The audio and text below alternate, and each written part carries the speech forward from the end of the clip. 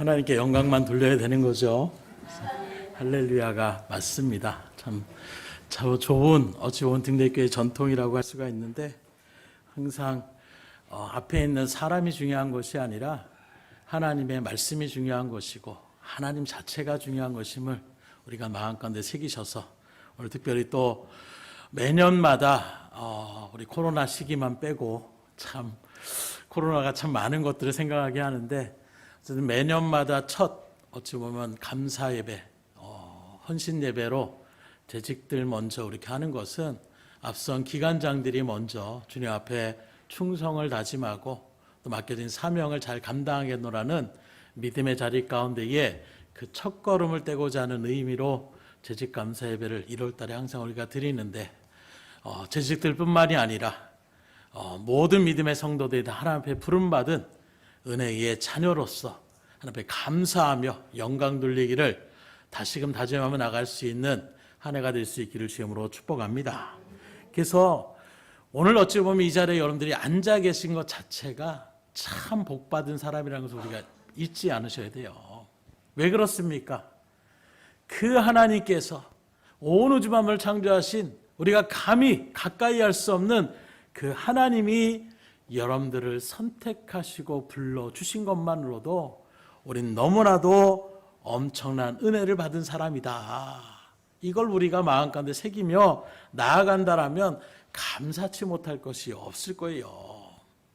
그런데 정작 우리들의 삶을 바라보게 되면 감사치 못하고 도리어 원망하고 불평하며 나가는 그런 삶을 살아간다라면, 혹은 우리가 기쁨으로 주님을 섬기지 못하고 뭔가 함께 나누지 못하는 각박한 그런 삶 가운데 있다라면 그 이유가 무엇일까? 여러 가지 이유가 있겠지만 본질적인 이유는 다른 것이 아닙니다. 우리가 너무 많은 것을 하나님께서 은혜로 주셨는데 그 은혜를 받은 사람이라는 사실을 잊어버렸기 때문에 우리가 감사치 못하더라는 거예요.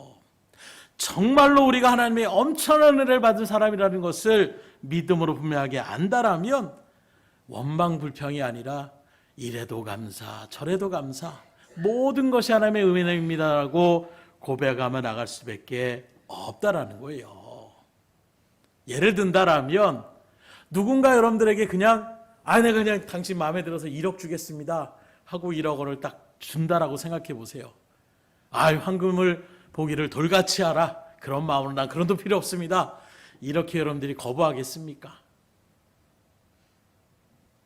누군가 여러분들이 물에 빠져 죽어가고 있는데, 허우적대고 있는데 뛰어들어서 여러분들을 살려주신다라면 아이고 어차피 썩어진 몸인데 뭐하러 구원해 주셨습니까?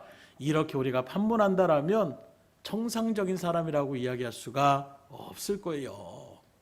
당장 돈이 없고 물질이 없어 아쉬운 가운데 있을 때에 돈 1억을 갖다 주면 얼마나 감사하겠습니까? 물에 빠져서 정말로 죽는가 보다 하는 그 순간에 나를 살려주는 그 손길이 있다라면 얼마나 감사하겠어요. 이처럼 정상적인 사람이라면 내게 무언가 생명을 주고 유익을 주고 기쁨을 주고 은혜를 주었다라면 감사의 고백을 하는 것은 너무나도 마땅하다, 이렇게 얘기할 수밖에 없는 것입니다. 아니, 정말로 내 생명을 구원해주고 내가 정말 필요한 것을 채워주신다는 것을 안다라면 감사합니다 정도로 끝나지 않을 거예요. 뭐라도 하나 내가 선물을 준비하다든가 뭔가를 준비해서 그렇게 갖다 주실 거예요. 지금도 우리 매년마다 원로 목사님한테 이렇게 찾아오시는 분들이 계세요. 이전에 정말로 은혜를 받고 이런 일들 가운데 있을 때에 매년마다, 근데 그냥 오는 것이 아니라 늘 뭔가를 사들고 그렇게 와서 하는 모습, 왜 그렇습니까? 너무 감사한 거예요. 죽을 것 같은 그 자녀를 살려주신 그 은혜가 너무나도 감사하니까 계속해서 감사의 그 일들을 이렇게 이런 거 준비했어라고 얘기를 해도 또 어쨌든 간에 준비하며 나아가는 이런 일들의 모습, 정말로 감사한 마음이 있으면 가만히 있을 수가 없는 거예요. 이게 지극히 정상적인 우리의 모습이지 않겠냐는 것입니다. 그러면 오늘 우리는 어떠냐는 거예요. 하나님께서 우리에게 얼마나 많은 것들을 우리에게 지금도 공짜로 주시고 계십니까? 가장 흔한 말로 지금도 우리에게 공기를 주셨잖아요. 우리가 숨을 쉬며 나갈 수 있는 이 모든 환경의 여건을 누가 만드셨습니까? 하나님이 창조하셨음을 우리는 분명하게 말씀을 통하여 알고 있지 않습니까? 건강, 여러분들이 지킨다라고 됩니까? 요즘 또 감기가 바이러스나 이런 것들에 대해서 얼마든지 우리는 아무리 건강한 청년이고 뭐 상관없습니다. 그 일들에 걸리게 되면 아주 독하다고 그러더라고요, 이번 감기는. 그런 모습에서 여지없이 하나님이 지켜주시고 보호하여 주시는 그 은혜의 일들 가운데에 우리가 살아가고 있다는 것을 조금이나마, 아니 분명하게 그걸 믿음으로 확신한다라면 늘 감사하며 나갈 수밖에 없는 것입니다. 여러분들이 가진 물질도 또 가정도 그 모든 것들도 다 하나님께로부터 시작됐다는 것을 우리가 안다라면, 태양이나 물이나 자연의 모든 환경들을 조성하신 그 하나님의 손길을 우리가 안다라면 우리가 어찌 감사하지 않을 수가 있겠냐라는 거예요. 그 정도가 아니라 우리를 위하여 영광의 하늘나라까지 우리에게 예비하여 놓으셨다라고 약속하여 주시는데, 이렇게 정말로 세상 말로 하면 퍼다 갖다 주시는 그 하나님 앞에서 뭐가 더 부족하다라고 이야기한다라면 이건 정말로 세상 말로도 못된 사람이라고 이야기할 수밖에 없을 것입니다. 그런데 이런 말들을 우리가 너무나 많이 듣고 너무나도 잘 알고 있어서 식상하게 우리가 생각하지 않느라는 거예요. 예수님의 십자가에 보이는 그 은혜가 얼마나 큰지 아십니까? 아유, 한두 번이지 계속 귀에 딱지가 들으니까 이제는 별로 감흥도 없고, 이렇게 우리가 생각할 수 있다면 어떻게 되겠어요? 오전에도 말씀드린 것처럼 우리가 듣고 머리로만 아는 것, 이거는 아무런 소용이 없습니다. 그 말씀 그대로 실천하며 순종하며 나아갈 때 역사가 일어나는 거예요. 그 세상 말도 부뚜막에 소금도 뭐라고 합니까? 넣어야 짜는 거예요. 아무리 소금에 짠맛이 있어도 그냥 그건 넣지 않고 여기 소금이 있어, 이렇게 한다라고 해서 그 음식이 맛을 더할 수가 없는 것입니다. 마찬가지예요. 우리의 지식과 지혜도 써먹어야 거기서부터 뭔가 일이 일어나는 것이고 우리의 삶에 유익이 되는 것이지, 아무리 알고 있어도 이거 알고 있었어, 근데 정작 행하지 않는다라면 모르는 사람보다도 더 손가락질 당하고 지탄을 받을 수밖에 없는 것이 알면서 하지 않는 사람이라고 이야기할 수밖에 없는 것입니다.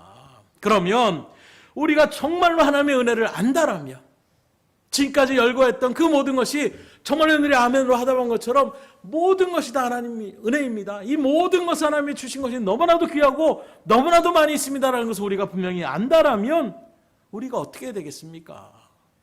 감사를 돌려야 되는 것이 마땅하지 않겠냐라는 거예요. 감사만이 아니라 기쁨으로 주님을 섬기는, 뭐든지 말만 하십시오, 내가 주님의 뜻대로 살겠습니다 라고 우리가 반응하며 나가는 것은 너무나도 당연한 아니겠습니까? 아니, 나를 이렇게 살려주셨는데 내가 못할 게 무엇이 있겠습니까? 반응하며 나가는 것이 우리의 모습일 것이라는 거예요. 그것이 우리가 누리고 있는 모든 것이 하나님께로부터 받은 것이고, 하나님이 우리에게 허락하신 것을 온전하게 아는 자의 태도요, 우리가 살아 숨쉬는 모든 것이 하나님의 은혜임을 아는 사람의 마땅한 반응이라고 이야기할 수밖에 없는 것입니다.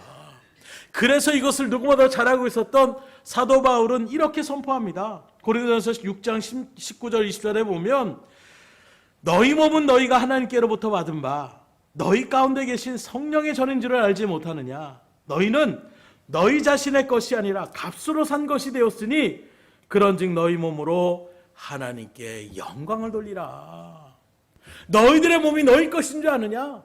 적어도 너희들이 예수님을 믿음으로 영접해서 구원의 자녀가 되었다라면 너희의 몸은 너희 것이 아니라 예수님의 그 죽음으로 인하여 그 산값으로 너희 것은 주님의 것이라는 것을 우리에게 분명하게 증거하고 있는 거예요.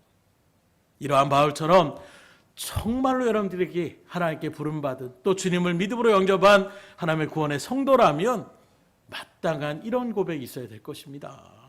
내 몸과 지혜와 능력과 시간, 물질을 비롯한 내가 살아 숨쉬는 모든 것이 하나님께부터 주심에 감사를 드립니다. 고백이 나올 수밖에 없는 거예요. 한번 따라해 보겠습니다. 나 같은 죄인을 위하여 주님까지 보내주시고 주님의 십자가의 죽으심을 통하여 나 같은 죄인을 살려주신 주님께 감사드립니다. 이게 우리의 고백이 되어야 되지 않겠냐라는 거예요. 그런 모습에서 그 은혜가 무엇인지를 알고 그렇게 내가 새로운 피조물로 변화됐다라고 한다면 우리가 또 어떻게 고백할 수가 있어야 되겠습니까? 따라하겠습니다. 저는 주님의 종이오니 그저 주님의 분부대로 하겠습니다. 나 같은 죄인이 주님을 섬길 수 있다는 것이 얼마나 큰 영광입니까? 이게 주님의 은혜를 받은 사람의 마땅한 고백이 되지 않겠습니까? 아니 정말 하나님의 그 엄청난 영광의 은혜를 나 같은 죄인을 통하여 이루시고자 한다면 감지덕지합으로 우리가 주의 일들 가운데 기쁨으로 섬기며 나가야 되지 않겠냐라는 거예요. 흔히 그럴 때가 있어요. 뭔가 이렇게 나도 할래요. 아니 넌 안 돼. 넌 아직 그거 할 수가 없어. 이럴 때 굉장히 서운함을 느낄 때가 얼마나 많이 있습니까? 그런데 그래? 뭐라도 하나 보태면 도와주면 알면 좋지. 이렇게 얘기한다라면 내가 뭔가를 인정받는 것처럼 느껴지고 내가 그 일들 가운데 동참하는 것 자체가 얼마나 즐겁냐라는 거예요. 마치 주님께서 우리에게 허락하시고 우리에게 말씀하시는 헌신의 자리는 바로 이런 것을 이야기하고 있는 거예요. 아우 힘든데 그거 하면 내가 정말로 어려운데 이렇게 억지로 하는 마음이 아니라 나도 그거 하고 싶어요. 나 같은 사람이 정말로 주님의 그 영광의 일을 감당할 수 있겠습니까? 그런 사명을 나한테 맡겨주시니 너무나 감사합니다. 이런 마음의 자세로 우리가 주님의 은혜가 무엇이고 주님의 은혜 능력이 무엇인지를 안다라면 마땅히 이렇게 반응해야 되지 않겠냐라는 거예요.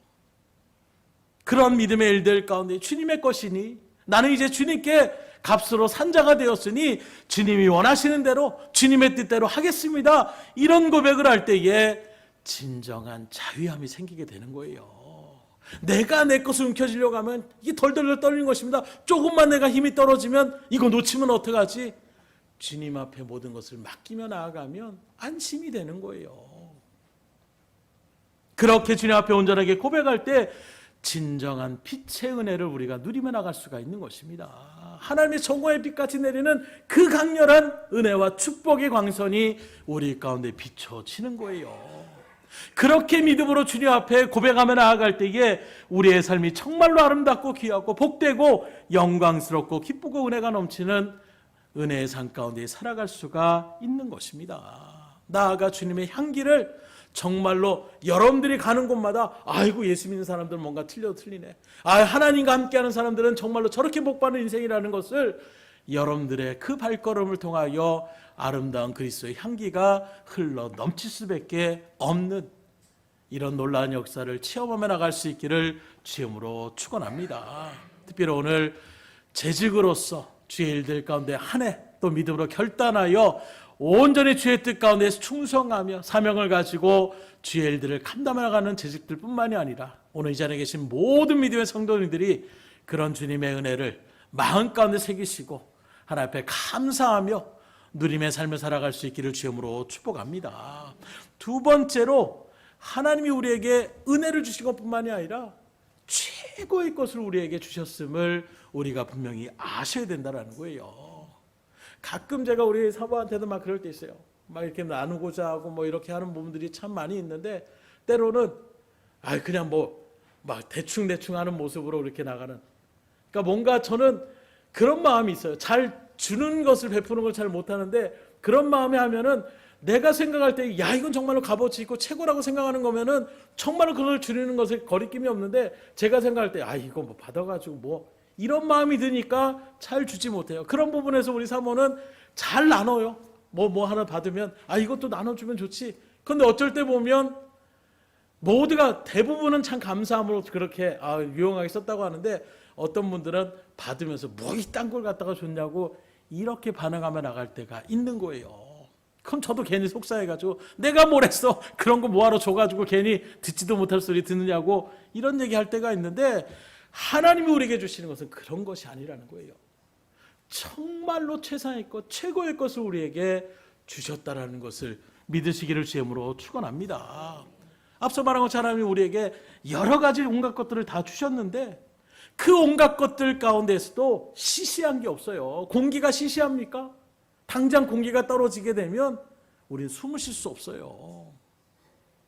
자연의 그 이파리 하나가 별거 아닌 것처럼 느껴지지만 그 강합성과 그 식물이 뿜어내는 그 산소와 이런 것들이 우리의 삶을 영위하며 나갈 수 있도록 도움을 주고 있는 것입니다. 특별히 우리 인체의 신비를 한번 바라보세요. 우리가 흔히 얘기할 때에 손 하나 까딱하기 힘들다, 손 하나 까딱하기 싫다, 이런 말을 쓸 때가 있습니다. 이 말은 무엇을 얘기합니까? 아주 사소하고 하찮은 일, 귀찮게 여기면서 하고 싶지 않을 때에 손가락 하나 까딱하기 싫다라고 이렇게 우리가 반응할 때가 있어요. 그만큼 작은 일이라는 것입니다. 손가락 까딱하는 거 뭐 큰일처럼 느껴집니까? 그런데 이 손가락 하나를 까딱거리는 것이 쉽지 않더라고요. 요즘 막 의학이 발달되어져서 이제 의수에 대한 어떤 뭐 이렇게 얘기를 하면 손이 막 이렇게 움직이는데 나름 부드럽게 움직이는 로봇의 그 손 바라보십시오. 가격도 만만치 않고 그렇게까지 움직이고 있지만 그러나 그 체감이란 느낌, 여러분들이 손끝으로 성별을 감별하고 손만 갖다 대도 뭔지 느껴지는 이 정도의 인간의 어떤 손길들을 생각해 본다라면 아직도 한참 멀었어요.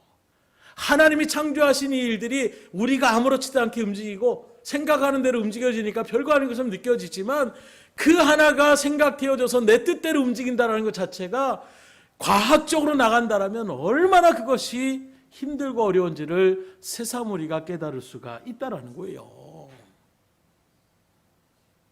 그러니 손가락 까딱하는 것도 그 정도인데 우리가 손가락만 까딱할 정도입니까? 그런 기계들을 창조할 줄 압니다. 뭔가 유익한 것들을 생각하고 언어로 대화하면서 감정을 누리게 되고 그 사랑이 어떤 생각을 하는지를 또 나름대로 생각하며 나갈 수 있는 이 모든 것들은 아무리 지금 AI가 발달하고 뭐 이렇게 저렇게 나간다고 할지언정 우리의 이런 감정이나 이런 것들을 따라오려면 따라올 수도 없거니와 이런 모습들은 정말로 하나님께서 우리에게 주시는 가장 큰 은혜의 축복이지 않을까 우리가 생각하지 않을 수가 없는 거예요. 곧 여러분들이 지금 이 자리에 앉아 계시고 생각하고 말을 들을 때에도 그것들을 고민하고 정말로 이 모든 것들 자체가 엄청난 하나님의 은혜의 손길임을 우리가 잊어서는 안 된다는 것입니다. 실질적으로 그렇게 두뇌의 발달이 되지 않는 사람들을 바라보세요. 얼마나 안타깝습니까? 몸은 겉모습 멀쩡한 것처럼 보이는데 생각하는 것은 뭐 6세, 7세에 그 정도의 지능으로 나간다라면 그것 자체를 바라볼 때에 지금 여러분들이 정상적인 사고방식을 갖고 나가는 것 그 자체만으로도 얼마나 축복된 것입니까? 아무나 할 수 있는 것이 아니라는 거예요. 그런데 이 모든 것들보다도 비교가 안 되게 우리에게 주신 하나님의 은혜가 있는데 그게 바로 무엇이냐? 저와 여러분들을 위하여 독생자 예수님을 이 땅에 보내주셨다는 거예요. 이것만큼 우리에게 크다라는 은혜가 없는 것입니다. 시적으로 한번 생각해 보세요. 귀에 딱지가 않도록 들었지만 시적으로 여러분들이 정말로 누군가를 위해서 내 자식을 내어 던지거나 아니면 나 자신의 생명을 걸고 그 일들 가운데 저 사람 대신에 내가 죄를 받겠습니다. 저 사람 대신에 내가 대신 죽겠습니다. 이렇게 얘기할 수가 있겠습니까? 쉽지 않을 거예요. 뭐 억만명 중에 한 명이 나는 그렇게 할 수 있습니다. 이야기할 수 있을지 몰라도 그렇게 자기 몸을 드린다고 할지라도 그것조차도 누구로부터 시작된 것입니까? 하나님으로부터 시작된 것임을 우리가 생각한다라면 내가 내 자신을 내어 던진다고 할지언정 그것도 하나님의 것을 잠시 맡아 가진 나의 어떤 모습을 그냥 드리는 것에 불과할 수밖에 없는 거예요. 우리의 이런 모습과 달리 하나님은 어떻게 합니까? 오직 찬양과 영광을 받으시기에 합당하신 그 독생자 예수님을 여러분들을 위해서 우리의 제된 모습을 구원하시기 위해서 이 땅에 보내셨다라는 것, 이건 상상할 수 없는 거예요. 정말로 누구도 행할 수 없는 놀라운 사랑, 그래서 독생자를 이 땅에 보내신 것을 요한일서에 바라보게 되면 하나님의 사랑의 극치라고 이야기하고 있는 것입니다. 하나님의 사랑이다 얘기했을 때 뭐가 사랑이 우리에게 건강을 주셔서 우리에게 축복을 주셔서 가장 하나님의 사랑의 절정은 독생자 예수를 이 땅에 보내주셔서 십자가에 내어주기까지 우리를 위하여 그렇게 내어주신 그것이 우리를 향한 하나님의 가장 큰 사랑의 표현임을 우리가 잊어서는 안 된다는 거예요. 그러니 그 하나님의 사랑과 은혜를 우리가 무엇으로 다 말할 수가 있겠습니까? 그저 시시한 것을 우리에게 주신 것이 아니라 가장 최상의 것을, 우리를 위하여 다른 사람이 생명을 던져도 그 생명만큼 고귀한 것이 어디 있겠어요? 생명의 의라고 얘기한다라는 그것만큼 고귀한 감사의 표시가 어디 있겠습니까? 하물며 우리를 창조하신 그 창조되신 하나님이 인간의 몸을 입고 와서 우리를 대신하여 십자가에 죽으심으로 우리를 구원하시기로 했고 그 일들을 이루어주셨다. 이것만 우리가 온전하게 깨닫는다면 우린 감사하지 않을 수가 없는 거예요. 하나님의 뜻대로 섬기며 나아가지 않을 수가 없는 것입니다. 그래서 오늘 말씀에 바라보게 되면 이러한 놀라운 은혜를 알았던 마게도냐 성도들이 어렵고 힘든 가운데서도 힘에 넘치도록 주님께 드림으로 칭찬을 받고 있음을 볼 수가 있는데 2절로 3절의 말씀을 다시 보면 환난의 많은 시련 가운데서 그들의 넘치는 기쁨과 극심한 가난이 그들의 풍성한 연보를 넘치게 하였느니라. 내가 증언하느니 그들이 힘대로 할 뿐 아니라 힘에 친하도록 자원하여. 여기 그들은 바로 마게도냐 성도들을 이야기하고 있는 거예요. 그러면 여기에 말해보면 그냥 가난도 아닙니다. 극심한 가난이라고 얘기하고 있어요. 한마디로 하면 자기도 지금 가난에 지쳐서 오늘 내일 어떻게 할지 모를까 하는 그런 어려운 순간 속에서도 그들이 어떻게 합니까? 힘에 준하도록 거기서 쥐어짜듯이 콩이라도 반쪽 쪼개서 먹어야지 하는 정도가 아니라 오히려 콩 하나를 다 이것까지 다 드세요 하는 마음으로 힘에 지나도록 연보를 하였다라고 이야기를 하고 있는 것입니다. 놀랍지 않으세요? 오늘 여러분들의 가진 것 조금이라도 드린다고 한다면 우리가 얼마나 펄펄 떨겠습니까? 아니 여러분들의 가진 것의 절반이라도 하나님 앞에 바치라고 한다면 여러분들 갑자기 그런 하나님은 나 좀 생각해 봐야 되겠는데요. 여러분들의 전부를 하나님 앞에 바치라고 한다면 아마 이 자리에 계실 분들 얼마 있지 않을지 모르겠어요. 그런데 지금 마게도냐 성도들은 힘에 지나도록 그렇게 하나님 앞에 드림받는 일들 가운데서 연보를, 다시 말하면 예루살렘 교회가 지금 힘들어질 수 있는데 그들에게 좀 도움을 주시다 하는 말에 나도 지금 힘든 가운데 있는데 그래도 우리가 먼저 목요일에 되는 예루살렘 그 성도들을 위해서 우리가 아낌없이 드려야지 하는 마음으로 지금 드렸다라는 거예요. 어떻게 그럴 수 있습니까? 내가 넉넉함이 있고 좀 나눌 만한 어떤 여건이 된다라면 충분히 이해할 수 있어요.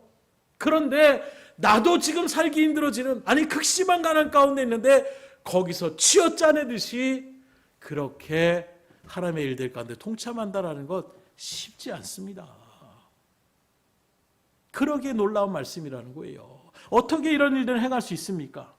그건 바로 그들이 주님의 사랑과 은혜가 무엇인지를 알았기 때문에 기쁨으로 차원하여 이런 일들을 감당해 나갈 수가 있는 것입니다. 곧 그 만왕의 왕이신 주님께서 나 같은 죄인을 위하여 나를 살리기 위하여 이 땅에 천한 몸으로 오셔서 그리고 주의 일들 가운데서 온갖 멸시와 천대를 감당하시고 채찍에 맞아 살점이 떨어져 나가고 머리에 가시관이 박히고 옆구리에 창자국을 내서 물과 피까지도 다 쏟아버릴 정도의 그런 처절한 고통을 당하시면서까지 그 고통을 왜 당하시느냐? 나를 살리기 위하여 당하셨던 그 예수님의 고난을 믿음으로 알게 하여 주셨는데 어찌 주님의 일들 가운데 동참하는 이 일에 내가 힘들다라고 물러설 수가 있겠습니까? 주님은 나를 위하여 그렇게 처절한 고통 가운데 죽음으로 우리의 죄를 담당해 주셨는데 내가 지금 가난 가운데 있는데 난 못합니다. 이렇게 우리가 반응할 수가 있겠냐라는 거예요. 충성하지 않을 수가 있겠냐는 것입니다. 하나님의 일에 내가 동참하지 않을 수가 없다라는 거예요. 그래서 어려운 가운데서도 극심한 가난 가운데서도 그들은 기쁨으로 힘에 넘치도록 자원하여 그렇게 연보를 모았다라고 이야기하고 있는 것입니다. 그러니 정말로 여러분들이 아멘으로 하답한 것처럼 이 마게도냐 성도들이 믿음으로 주님께서 나를 위하여, 나 같은 인생을 위하여 그렇게 처절한 십자가의 죽음까지도 마다하지 않고 구원의 은혜를 베풀었다는 것을 정말로 믿을 가운데 새겼다라면, 그 은혜가 얼마나 크고 엄청난 특권인지를 분명하게 기억한다라면 주님 앞에 감사함으로 동행하며 나갈 수 있기를 주님으로 축복합니다. 하나님한테 이것저것 따지는 것이 아니라 이미 주신 것만으로도 우리는 분에 넘치는 거예요. 감당할 수 있는 은혜를 이미 받은 자이기 때문에 이 자리, 여러분들이 이 자리에 앉은 것 자체만으로도 가장 큰 은혜와 가장 존귀한 은혜를 우리가 누리는 자임을 잊어서는 안 되는 것입니다. 아무나 주님의 믿음의 자리 가운데 서는 것이 아니에요. 제가 말씀드린 것이 아니라 하나님의 말씀이 택하고 부르심 받은 자들만이 주님 앞에 이끌림 받는다라는 것을 분명하게 선언하셨기 때문이에요. 그러니 누구 안 나왔네, 나도 그냥 나오지 말걸, 이런 마음은 사단이 주는 마음이지. 정말로 왜 안 나왔지, 이 좋은 자리, 이 은혜의 자리를, 정말 하나님 앞에 내가 기쁨으로 나갈 수 있는 이 복된 자리를 소망하며 나갈 수 있는, 소망 정도가 아니라 그냥 당연히 내가 하나님 앞에 예배드리는 자리 가운데 있어야지, 그 마음 자체만으로도 얼마나 여러분들이 축복받은 사람의 자리 가운데 이끌림 받은 것을 감사할 수 있기를 주님으로 축원합니다. 아무나 할 수 있는 것이 아니에요. 그러니 그렇게 주님과 감사와 기쁨으로 동행하면서 우리에게 주신 모든 것들을 주님의 영광을 위하여 그렇게 사용할 수 있기를 주님으로 축복합니다. 그래서 여러분들이 갖고 있는 모든 것은 잠시 하나님 맡겨주신 거예요. 뭘 하라고 맡겨주셨는가? 일하라고 맡겨주신 거예요. 나 혼자 누리라고 맡겨주신 것이 아니라 그걸 통하여 복음을 드러내고, 그걸 통하여 하나님의 영광을 드러내고, 그걸 통하여 죽어가는 영혼들을 구원하라고 여러분들에게 지금 하나님이 주신 것들이 있는 것입니다. 그걸 사용하지 않으면 어떻게 되겠어요? 한 달란트 받은 자처럼 주님 앞에 책망받는 것입니다.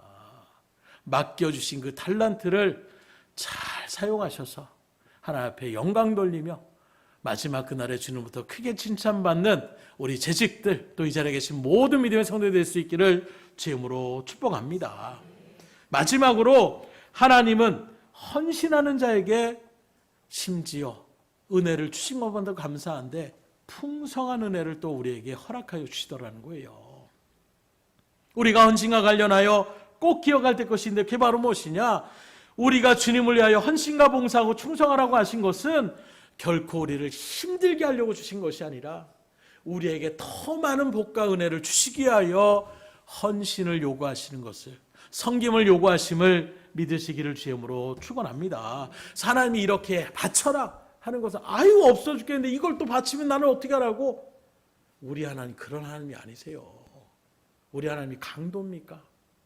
잘못 생각하면, 우리 인간의 삶이 그러니까 우리가 그렇게 잘못 생각하게 되면 내가 힘들어지기 시작하는 거예요. 하나님이 나에게 뭔가를 요구하신다는 것은 나에게 더 큰 복을 주시기 위하여 하나님께서 헌신을 요구하니 이 믿음의 자리 가운데 온전하게 서셔서 하나님 앞에 기쁨으로 자원하여 드림으로 더 많은 것을 주님으로부터 받고 은혜를 누리며 더 영광 누리며 나갈 수 있는 여러분들이 될 수 있기를 주님으로 축복합니다. 사실 언제 어떤 상황에서도 감사와 기쁨으로 주님을 섬기시다는 것은 무엇이 뒷받침되느냐? 나에게 주신 하나님의 은혜를 아는 사람은 그렇게 할 수 있는 거예요. 이거 내가 열심히 해서 이룬 것인데, 이거 내가 정말로 땀 흘려 수고한 것인데 라고 생각한다라면 하나님 앞에 바친다라는 것이 쉽지 않습니다. 하나님 앞에 감사한다는 것이 쉽지 않아요.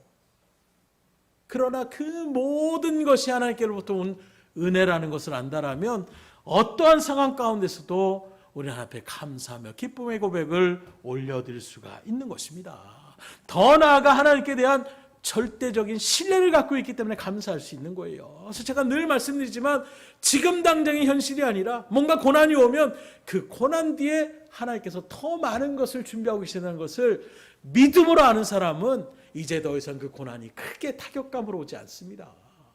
저도 처음에는 지금 당장에 발등에 불이 떨어지면 아주 죽는 줄 알았어요. 그런데 하나님 앞에 정말 말씀 부여잡고 하나님의 뜻이 있고 반드시 선한 대로 인도하신다라는 그 말씀을 의지하며 주님 앞에 온전하게 맡기며 나가니까 하나님께서 감당할 수 있는 은혜를 허락하여 주시더라고요. 그러고 나니까 체험이 되고 나니까 그것도 한 번, 두 번 우리 하나님은 우리의 믿음을 아셔가지고 뭐 믿음이 좋으신 분들은 한 번만 그렇게 알려주셔도 가는데 저 같은 경우에는 신중에 이런 일들 가운데 있다 보니까 한 번으로 얘는 한 번으로 만족할 애가 아니야. 한 번으로 깨달을 애가 아니야. 여러 번 깨닫게 하여 주시는 거예요. 그렇게 되다 보니까 정말로 하나님 앞에 맡기면 주님께서 선으로 인도하여 주시는구나.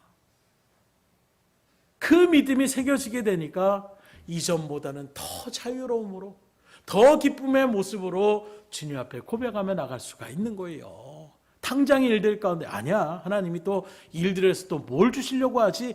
그냥 입술로 고백하고 옆에 있는 사람한테 뭘 주려고 하지? 이러면서 확신 있게 말을 하면 내 마음부터 먼저 하나님께서 평안을 주시는 거예요. 그 걱정하고 있으면 이거 어떡하지? 이거 문제 어떻게 해결하지? 이거 안 되면 안 되는데 이런 마음으로 하면 나 자체가 불안하고 내 주변의 사람도 불안할 수밖에 없어요. 그런데 그 믿음 가운데 야 이거 좀 힘든 일들을 또 하나님이 이렇게 허락하시는데 이 일들을 통해서 또 얼마나 큰 은혜를 보필해 주시려고 이렇게 또 감당하지 못할 시험을 또 허락하여 주시나 하는 마음으로 고백하면 왠지 마음 가운데서 담대함이 생기는 거예요. 걱정, 의심이 물러가고 기대감을 갖고 소망 가운데 나가는 것입니다. 그러면 또 하나님은 그 믿음의 소망대로 하나님께서 역사하여 주시는 거예요. 우리 하나님 그런 하나님이세요. 근데 많은 사람들이 거기에서 머무는 거예요. 그냥 믿고 의지하며 담대함으로 말씀을 의지하며 나가야 되는데 말로는 그렇게 하려고 하는데 내 마음의 진심으로 그게 새겨지지 않으니까 계속 불안한 것입니다. 어찌할 바를 모르는 거예요. 내가 뭐라도 막 움직여야 되는 것처럼.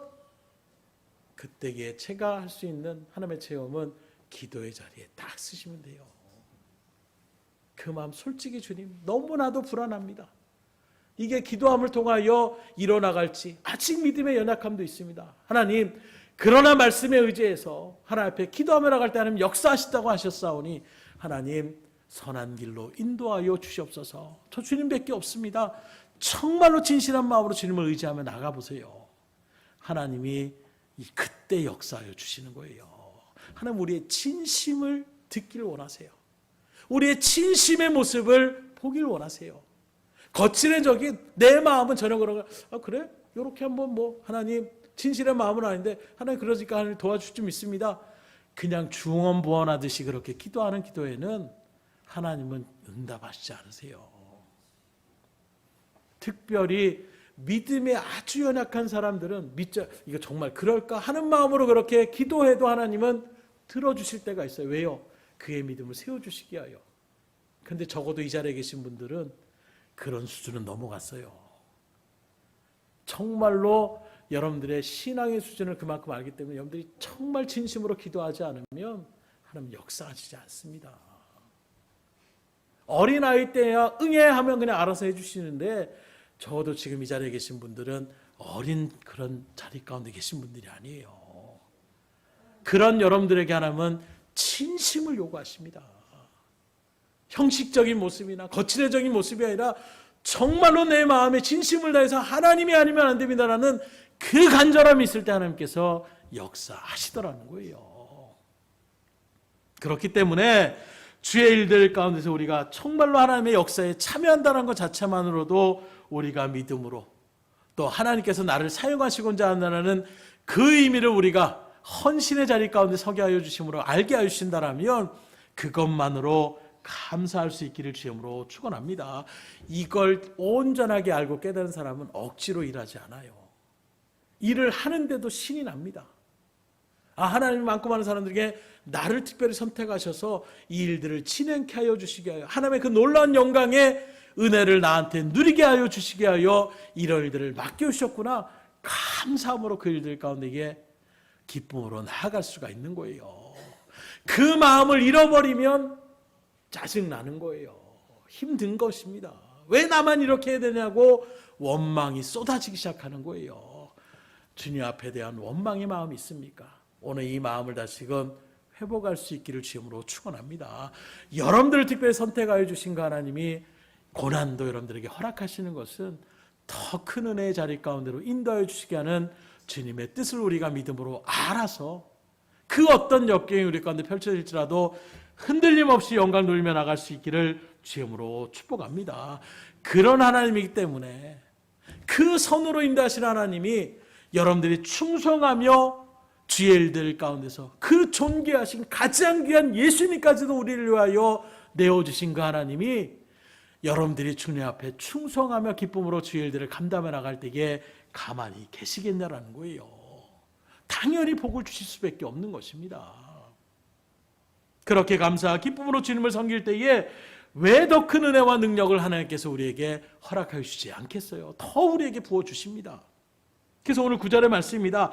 우리 주 예수 그리스도의 은혜를 너희가 알거니와 부요하신 이로써 너희를 위하여 가난하게 되심은 그의 가난함으로 말미암아 너희를 부요하게 하게 하려 함이라. 우리 예수님 오직 영광과 찬양만을 받으시기에 합당한 분이시지만 그분이 우리를 위하여 비참한 땅에 오셔서 또 십자가에 죽임까지 당하셨던, 그러나 그렇게 가난하게 되고 십자가에 참혹한 죽음을 당하신 것이 왜 그렇습니까? 그렇게 비참하게 끝나려고 그렇게 하신 것이 아닙니다.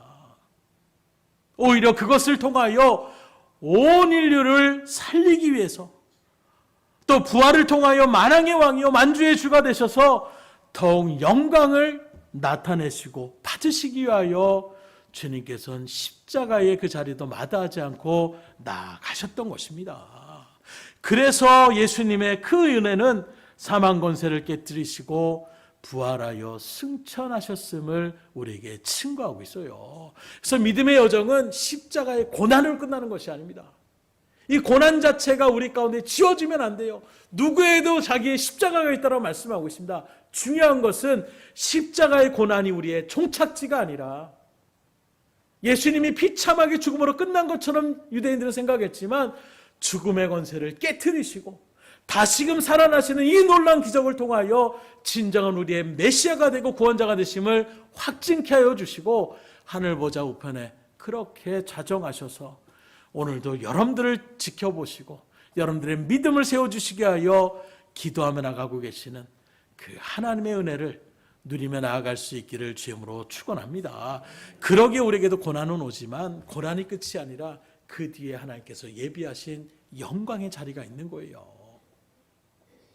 그렇기 때문에 우리가 주님의 역사와 주님의 일들에 헌신하며 나가는 것은 힘들고 초라한 일들 가운데 서라는 것이 결코 아닙니다.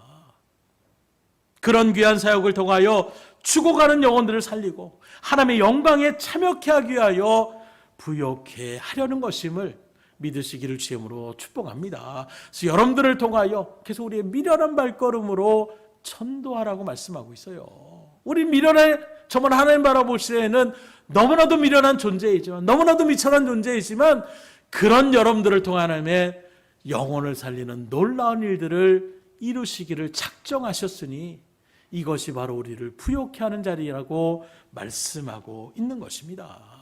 나아가 이 부요함의 모습이 그 영혼의 구원의 자리 가운데 있는 그 영혼만이 아니라 우리들에게 하나님의 은혜를 주신다라는 거예요. 그래서 여러분들이 믿음의 일들 가운데 서 보십시오. 빌립이 정말 하나님의 말씀을 보여잡고 사마리아 땅에 발걸음을 옮기니까 그를 통하여 능력이 그 일들 가운데 펼쳐지게 됩니다. 그 성이 큰 기쁨을 누리게 되었다고 말씀하고 있어요. 바울이 주의 말씀의 뜻을 따라서 그 발걸음을 옮기게 나가니까 죽은 사람을 살리는 역사를 주님께서 인도하여 주시는 것입니다. 베드로도 마찬가지로 주의 말씀의 일들 가운데 이게 맡겨진 사명을 감당하며 나가니까 하나님께서 역사하여 주시는 거예요. 오늘 여러분들이 하나님의 놀라운 능력과 은혜를 체험하기를 원하시고 경험하기를 원하신다면 하나님이 원하시는 자리에 가 계셔야 돼요. 하나님은 야 동쪽으로 가야 된다. 그게 내가 원하는 뜻이다. 무슨 말입니까? 하나님, 전 서쪽으로 가야 됩니다. 저쪽이 에덴 동산 같습니다. 저쪽이 즐거움의 자리입니다. 서쪽에 가서 하나님 역사하여 주시옵소서. 하나님 구원의 은혜를 베풀어 주시옵소서. 역사하지 않으세요. 하나님이 원하시는 자리에 여러분들이 딱 계시면 그러면 하나님이 책임져 주십니다. 그 능력의 바울도 마찬가지예요. 하나님, 내가 밀레도로 저쪽으로 가려고 합니다. 하나님 막으십니다. 그리고 뭐라고 하느냐? 너 마게도나로 가라. 그리고 그가 아가의 지방으로 발걸음을 옮겼을 때에 하나님이 여러 가지 믿음의 역사들을 이루게 하여 주시더라는 거예요. 루디아의 여인을 예비하여 놓으시는 것입니다. 그들의 기거할 처소를 예비해 놓아요. 귀신이 떠나가는 역사가 일어납니다. 옥토가 무너집니다. 그 간수장의 온 가족이 주님을 믿음으로 영접하는 놀라운 일들이 벌어집니다. 하나님의 뜻대로 나아가니까 하나님이 책임져 주시는 거예요. 그 억울한 감옥 속에 바울과 실라도 마찬가지입니다. 우리가 오고 싶어서 온 거 아니지 않습니까? 여러분들 기도할 때도 그런 마음으로 한번 해보세요. 하나님, 제가 오는 것이 아니라 하나님이 가라고 해서 가셨습니다. 그러니 하나님이 책임져 줄 수 있습니다. 믿음으로 고백하며 나갈 때에 하나님이 책임져 주시지 않습니까? 사드락과 아벳노고 그 모든 세 명의 그 사람들이 하나님이 우리를 구원해 주실 것입니다. 그리하지 아니할지라도 우리 하나님의 뜻을 거스를 수 없습니다. 하나님 앞에 모든 걸 맡기니까 하나님이 책임져 주시잖아요. 오늘 여러분들도 온전히 하나님 앞에 헌신의 모습을 나타낼 수 있기를 주님으로 축복합니다. 온전하게 드리면 하나님 기쁨으로 흡양하시고 더 많은 것으로 채워주세요. 30배, 60배, 100배의 열매들을 우리가 잘 알고 있잖아요. 그 열매를 맺으려면 먼저 뭐가 선제돼야 됩니까? 한 알의 밀알이 썩어져야 되는 거예요. 그런데 우리는 썩어질 생각은 안 합니다. 그리고 이거 하나 썩어진다고 해서 100배의 열매가 나올 수 있겠어? 아이고, 아는 사람은, 농부들은 뿌리는 거예요. 씨를 많이 뿌리면 뿌릴수록 더 많은 열매들을 맺을 수 있다는 것을 아는 사람은 뿌립니다. 그러나 이거 뿌려서 뭐 되겠어? 하는 사람은 그만큼 뿌리지 않는 거예요. 여러분들은 어떤 믿음의 자리 가운데 있습니까? 정말로 하나님의 말씀, 그 약속의 말씀, 그 진리의 말씀, 변함없이 우리에게 그 말씀 그대로 행하시는 주님을 믿는다라면 그대로 순종하며 나아갈 수 있기를 주님으로 축원합니다. 그럼 하나님 복을 주시는 거예요. 그래서 마태복음 19장 29절에 하면 이렇게 약속하십니다. 또 내 이름을 위하여 집이나 형제나 자매나 부모나 자식이나 전토를 벌인 자마다 여러 배를 받고 또 영생을 상속하리라. 인간적으로 바라보면 이런 말씀들을 또 이단들이 잘 사용해서 여러분들 봤죠? 다 갖다 바쳐야 됩니다. 이 말씀은 뭐 무조건 전토나 이런 것들을 부모 형제를 버리라고 말씀하는 것이 아니에요. 그래서 부모가 반대하면 부모 떼어 던지고 나는 나 혼자 구원받아야 돼. 이것만큼 이기적인 마음이 어디 있겠어요. 정말로 부모를 사랑하면 부모를 위하여 기도하며 나가야 되지 않겠습니까? 그 영혼을 살리기 위하여 최선의 모습을 다해야 되지 않겠습니까? 그런데 그런 일들 가운데에 부모를 갖다가 나 권리가 있는데 나를 이렇게 묶어놨으니까 처벌을 받게 해주세요. 이런 일의 모습들, 가정을 깨트려서 일부러 남편의 마음을 아프게 하고 나를 폭력을 쓰게 해서 그 폭력을 증거물로 해가지고 재산을 받아가지고 그걸 하나님 앞에 바치라고 하고 이런 정말로 말도 안 되는 일들을 나타내는데 여기에 사람들이 또 넘어가는 거예요. 그리고 그 일들을 했을 때에 나름의 뿌듯함을 또 느끼는 것이면 내가 정말 하나님 앞에 충성했구나. 여러분들 적어도 이런 자리에 여러분들이 분별하지 못할 정도의 자리 가운데 서지 않았잖아요. 여기 나오는 말씀도 마찬가지입니다. 무조건 전토나 부모 형제를 버리라는 것이 아니라 그런 것들보다 주님을 더 사랑하는 심령의 마음에 우선순위를 두고 주의 일들 가운데 서라는 것을 말씀하고 있어요. 그때의 영생을 누리는 것은 물론이거니와 이 땅에서도 여러 배의 복을 주신다라고 말씀하고 있는 것입니다. 말씀을 드립니다. 오늘 우리와 우리의 모든 것이 하나님의 것임을 믿음으로 분명하게 새길 수 있기를 주님으로 축원합니다. 우리 옆 사람한테 말하겠습니다. 내 것이 아니라 하나님의 것입니다. 정말로 그것을 고백한 대로 인정하십니까? 그런데 우리가 잊어버릴 때가 참 많은 것 같아요. 저도 그래요. 내 것인 줄 착각할 때가 참 많이 있어요. 우리의 모든 것, 나조차도 하나님의 것을 우리가 인정하며 나갈 때에 하나님께서 우리에게 필요한 것들을 주시고 또 심지어 독생자 예수님까지도 아낌없이 내어주셨던 그 하나님의 사랑의 은혜, 그 은혜를 우리가 분명하게 안다라면 주의 일들 가운데 우리가 헌신하는 것은 너무나도 마땅하지 않겠냐라는 거예요. 올 한 해 정말로 진심을 다해서 나에게 주신 그 하나님 앞에 감사함을 통하여, 아니 독생자 예수님까지도 아껴내주신 그 하나님의 사랑에 나도 하나님이 원하시는 그 뜻대로 헌신하는 마음으로 감사하며 주의 일들을 감당해 놓으라고 믿음으로 결단하며 나갈 수 있기를 주님으로 축원합니다. 그런 일들 가운데 하나님 우리에게 또한 상급까지 주신다고 말씀하고 있어요.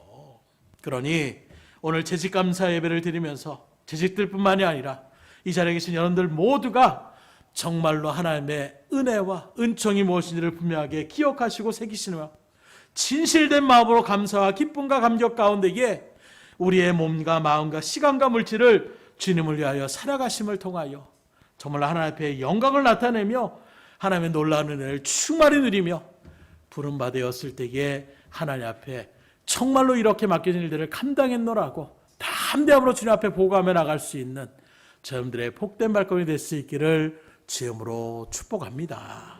기도하겠습니다. 하나님 감사합니다. 오늘도 주의 말씀 앞에 특별히 재직감사 예배로 2024년도 첫 헌신 예배를 주님 앞에 드렸습니다.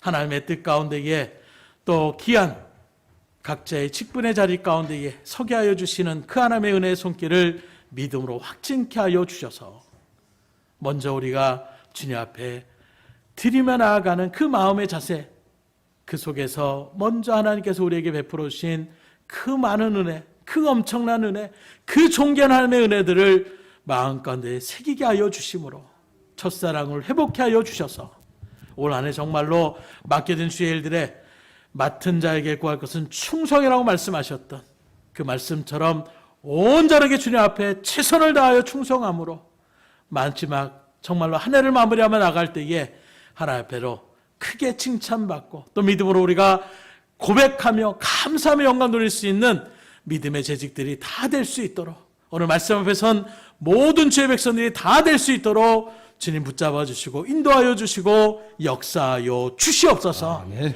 모든 것을 주님 앞에 의탁드리오며 예수의 손 받들어 축복하며 기도드렸사옵나이다. 아멘. 아멘.